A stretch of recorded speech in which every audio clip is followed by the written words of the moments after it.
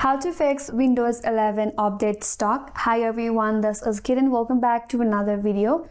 And in today's video, we will see how we can fix if you are stuck at Windows update and Windows 11. So without further delay, let's get started with this video. First of all, you can run Troubleshooter in your device. For that, click on the search icon and in the search bar, you have to search for settings. On the settings, head towards privacy and security, scroll down a bit. Once you're here, navigate to this menu bar on your left hand side and then click on system. On the system, scroll down and there is an option as Troubleshoot, click on it.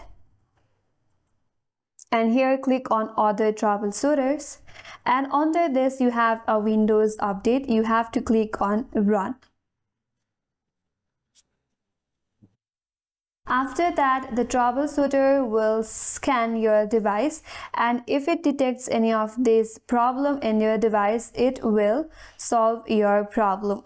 Once this scanning is complete, then you have to restart your device and check whether the problem is solved or not.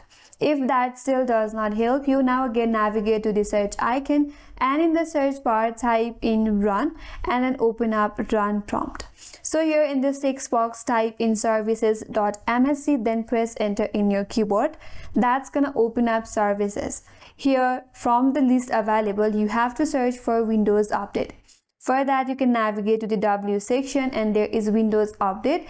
Click on it and then you have to right click, head towards the properties. Under properties, there is a startup type.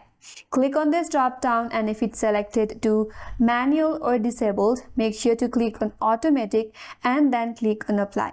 Once you do that, again head towards the Windows Update, right click on it and then here you have to click on restart. So once you restart this, now you can close this services, restart your device, and that will help you fix your problem, and now the Windows update will work properly. And that's all for today's video. Hope this video was helpful, and if you're new to our channel, consider subscribing. Thanks for watching and stay tuned for more videos.